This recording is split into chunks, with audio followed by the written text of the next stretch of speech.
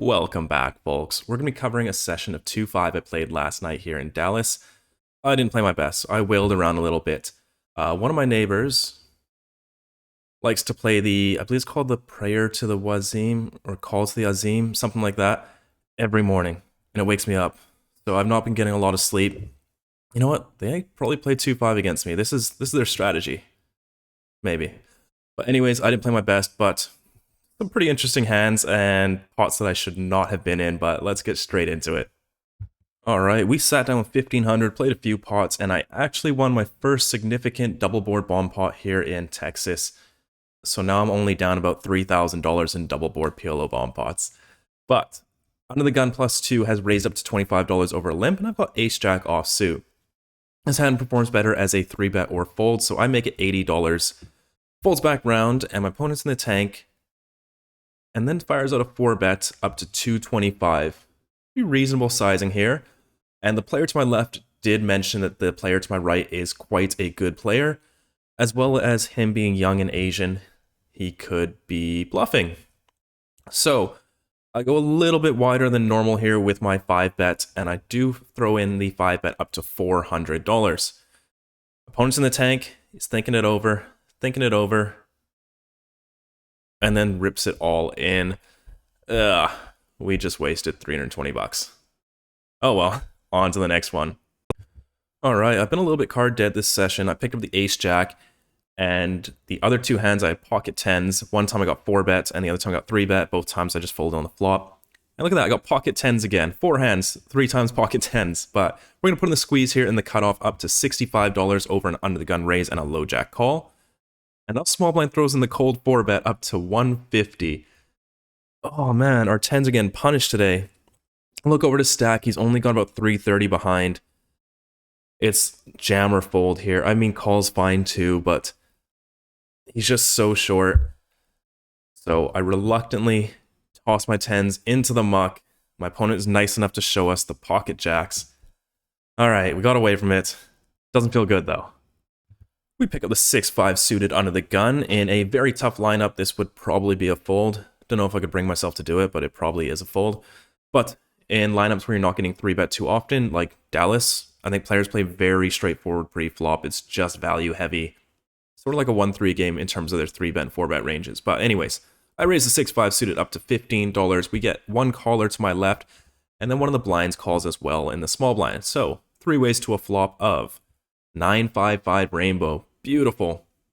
Checks to me, I would bet quite a few of my hands at a small sizing here, so $15 sounds good. Only a small blind continues, we're off to the turn, which is the king of spades. Opponent now checks it over, and I think with all my hands, I don't want to go too big. I think pot would be too big here for a paired board where he's more likely to have a 5 than I am. And the king's pretty good for me, so I'm going to keep firing out here, but only $60, about 3/4 pot. My opponent does make the call again.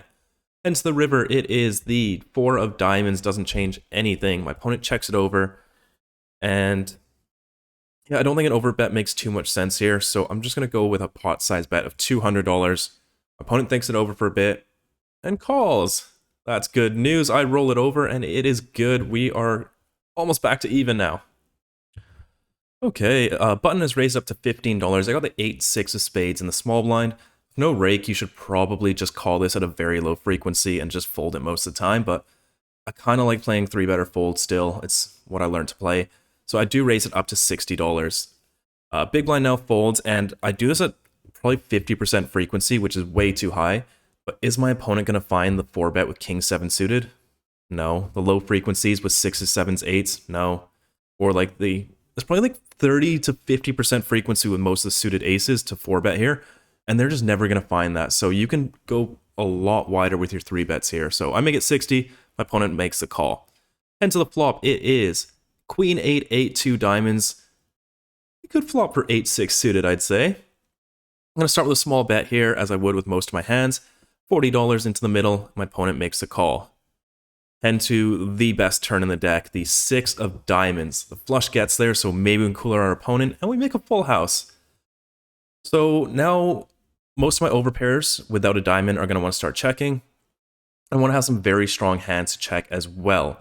Nut flushes are going to keep barreling. And then it was between 8-6 suited and pocket queens, and then pocket sixes are my full houses. So I think I want to keep going with any hand that doesn't have an 8 for my full houses. So pocket sixes and pocket queens, we're going to keep barreling because we can cooler an 8. And then 8-6 suited is just blocking too much of his continue range. We're only trying to get value from flushes if we're going for 3 streets. So I decide to put this one in my trap range. And once again, my opponent is young and Asian, so he's probably aggressive. So I check it over. My opponent thinks it over for a bit and then checks behind. Heads the river. It is the 7 of spades. 9-10 does get there, but a little bit iffy for him to be calling that on the flop. But, you know, he probably should be calling on the flop, but it's still, I don't think they're finding that. But I'm going to once again try and trap here, make it look like I have an ace high. I check it over. My opponent's thinking it over, and he's just way too smart for me and checks it back. We win very little with our full house here. Ah, that one sucked. Okay, we've got the pocket aces this time. Middle position is raised up to 20. The player to my right has raised it up to 60. And now I get to cold 4-bet, and this might be the first time I cold 4-bet with value. Always a bluff. I raised it up to $150. Folds back round. My opponent's deep in the tank. He's thinking it over. Please raise. Please raise. But he just decides on a call. So we're going heads up to a flop, which is really good. It's Jack, Deuce, Deuce, Rainbow. Amazing board for me. Unless, of course, he's got pocket jacks, but then we're getting stacked. I'm going to start with a very small bet here. Quarter pot seems good, so I fire up for 75, and my opponent makes a call. And to the turn, it is the 4 of spades. Doesn't change anything at all. Opponent checks it over once again, and I look over at the stack. He covers me, so I'm about the effective stack here at $1,500. The pot's around 500, so we want to bet roughly 80% pot here. So I throw in a pretty sizable bet of 375. Opponent thinks it over, and then makes the call. And to the river, it is the 10 of spades. Doesn't change a whole lot, but the backdoor flush does get there.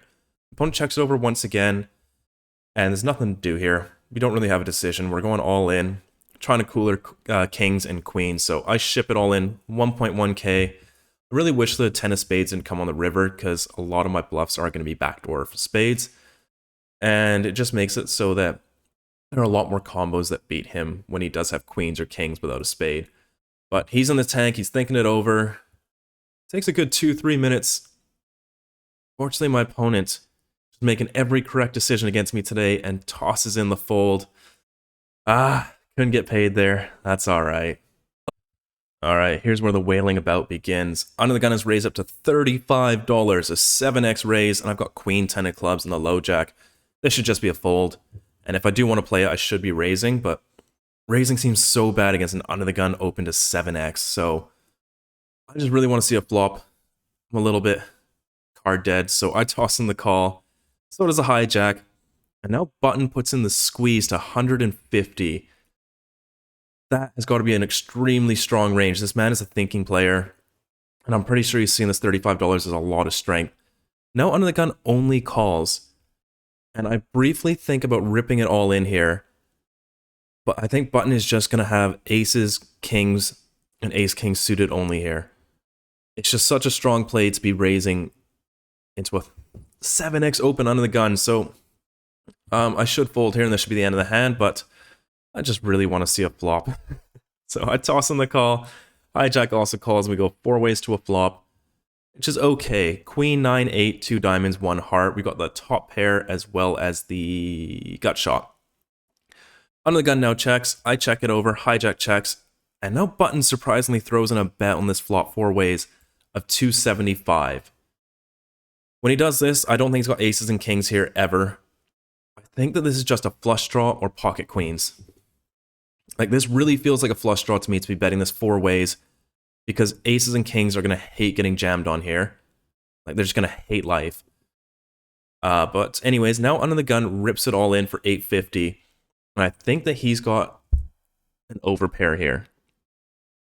And now it's back on me. And I thought it over for a bit.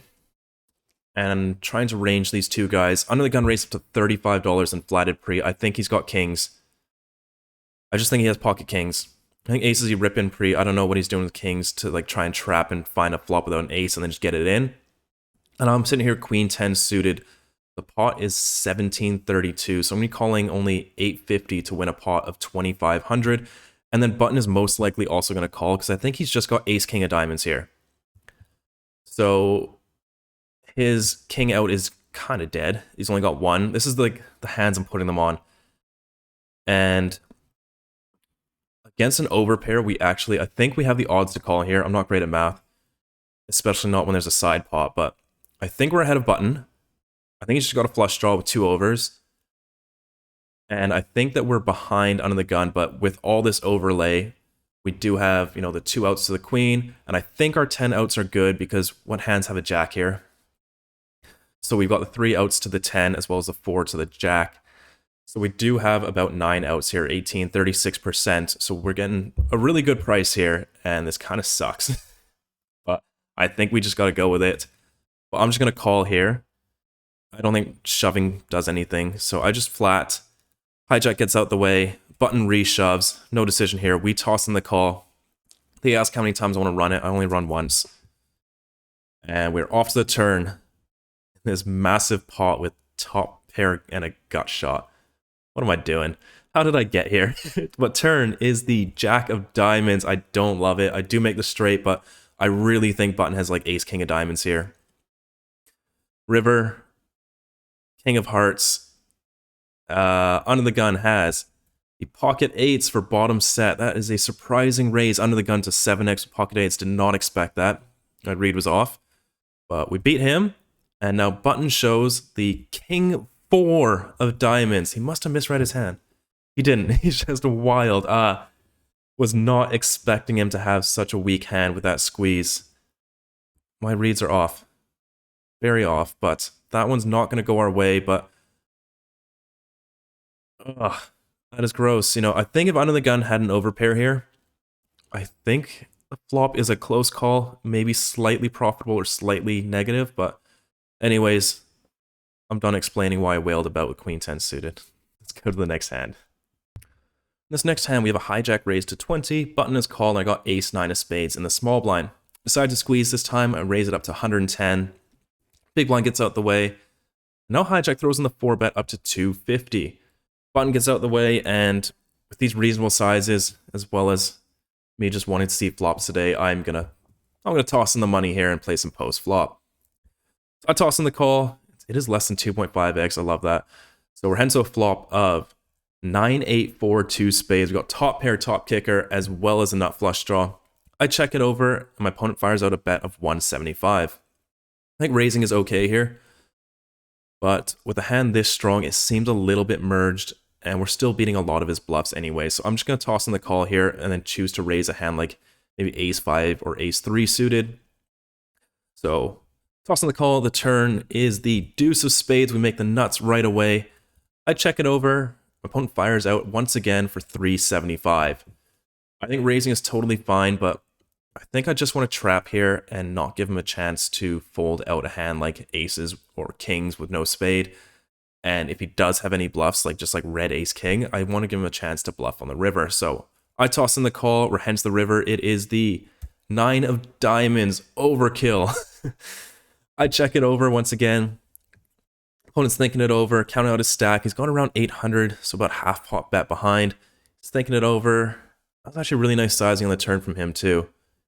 Half pot, half pot. But he's thinking it over. Ultimately decides on a check back.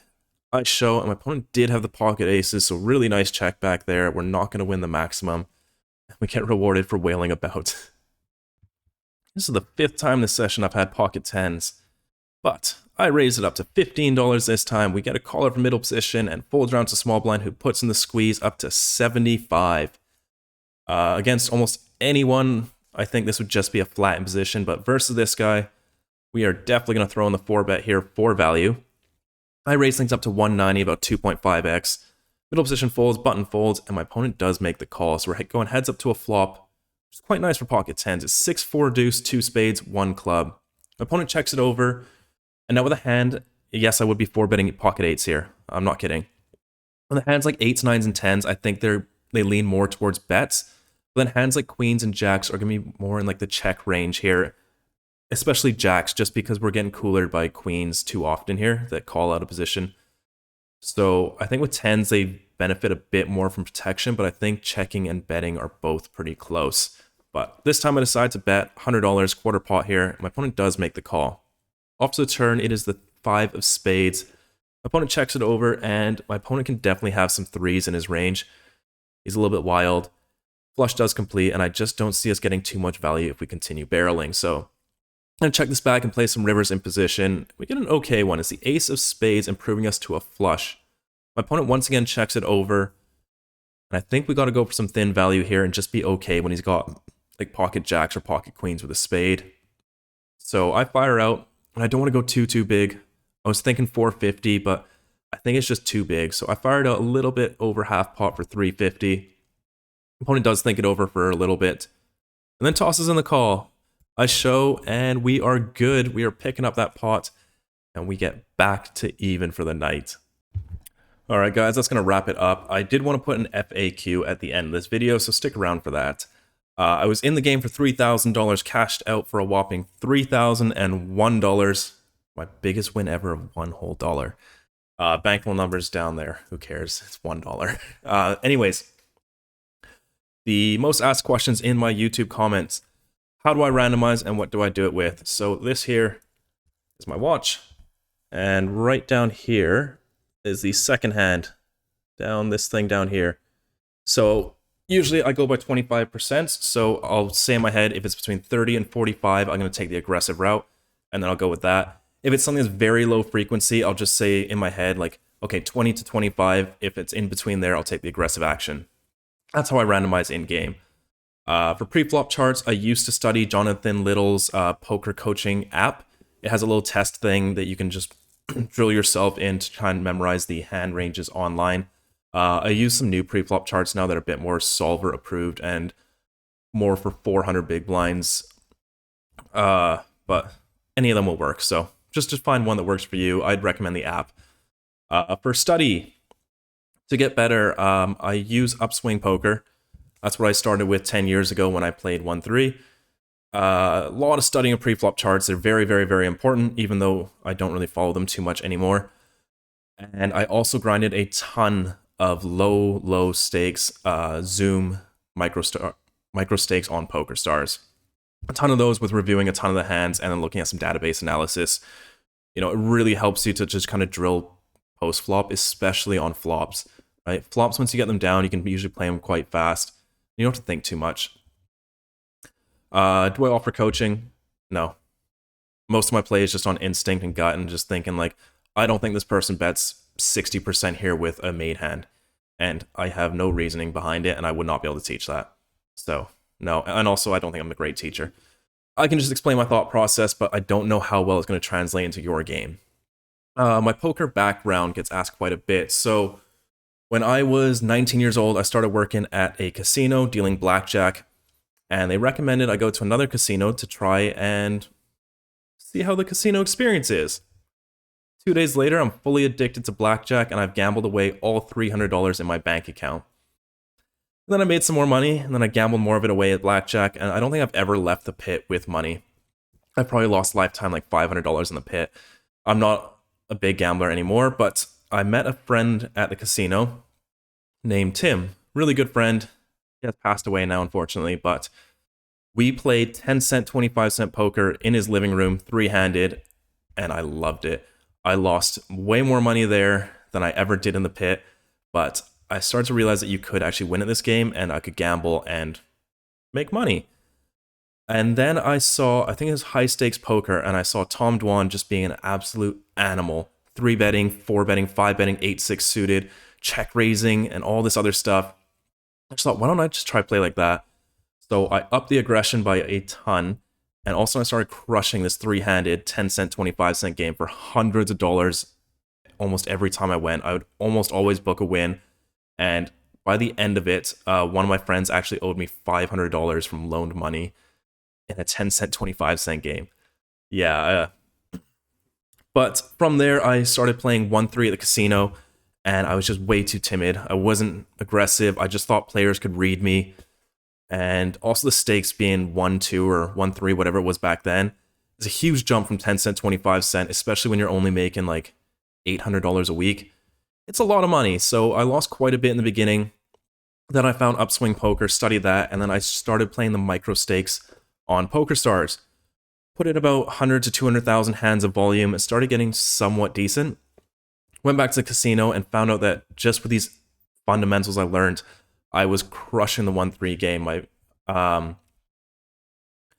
can't remember what I was doing for work. I think I was actually in the Army Reserves at the time. So it was just weekends, and then I started playing at the casinos, and I just loved it. I was playing like 14 to 18 hours a day of 1-3, and my first month I made $10,000, which was so much money to me at that time. I mean, $10,000 is still a lot of money, but my first 3 months, I think I made $25,000. It was just so much run good. I just remember constantly flopping top pair, good kicker, and just going for 3 streets, all in by the river, and just getting paid every single time because I was 20 years old. I was young and Asian. Everyone thinks I'm bluffing. But I did that for about 1.5 to 2 years, and I built up a pretty nice roll up to about $30,000. I also had a 10K day in there where I won a tournament, but I managed to bust my entire 30K life/poker bankroll combined. I went on a pretty big downswing of like $8,000 that was mostly due to variance, and then I just started tilting it off, and my spending habits were not in control, and I lost all 30,000. Yeah, I was 21 when that happened, and I just quit poker. Went back to like landscaping, traveled the world a bit, came back, played a little bit, like 1 or 2 sessions here and there, and then I've just gotten back into poker now about 7 months ago. So that is my poker background. I only played 1-3 really before this, and I actually did manage to beat 200 NL online at that time. I don't know why I never moved up to 2.5. Don't know. For my sort of playtime schedule, I don't really have a schedule. I do tend to play about 6-7 days a week. I get like the poker itch when I'm just kind of sitting at home doing nothing. But I usually don't play longer than 6 hours at a time. Right? I'll usually start around 2 p.m. I'll finish editing my videos, go to the gym, make food, do groceries, blah, blah, blah. And then I'll play from 2 to either 6 or 8 p.m., maybe 6-7 days a week. So not a whole lot of play hours. I can't really do 8-hour sessions when I just start getting bored and opening 6-3 suited under the gun. So gotta nip that in the bud. And I don't table change. I think since I started this poker bankroll challenge 7 months ago, I've done maybe 5 table changes. I just don't care about finding the best table. And same thing with seat selection. I only seat change to get a better angle for the vlogs. Another question gets asked a lot. What do I do for work? How do I supplement my travels and all that? I do have a bit of savings. I sold my home back in Vancouver, so put a decent amount of money into my bank account. And I was a real estate agent back home, still am. My license is just on hold right now, but in the spring, when the market recovers, because it's very slow right now, I will most likely be going back to it. I mostly worked in pre-sales, working for large developers on the sales floor, helping them sell out their pre-sale developments. And when I left for this road trip in September, the market was just dead slow, like literally non-existent sales. So I took 6 months off of work. I'll be back in the spring to reinstate my license and get back to the grind. But hopefully the real estate market will recover by then. If not, maybe we'll do some more poker trips. The bankroll. The bankroll is in US dollars as of this time, sitting at just under 50,000 USD. But the bankroll challenge itself is up to 100,000 Canadian, which is around 74,000 USD, which means I only need to win about 24,000 more on my trip to finish this challenge. I feel like it's kind of cheesed since like 85,000 of it will be in US dollars, which doesn't seem fair, but what's the difference between 74,000 and 100,000 at the end of the day? It's still a pretty good milestone to hit, I think. And finally, it is Bluffalo Sam. Bluff. Not Buffalo. Bluffalo Sam. That is it for me, you guys. Thank you so much for watching. Hopefully this clears up most of your questions that I get asked frequently. And leave a like down below, please. Thank you. I'll see you guys in the next video.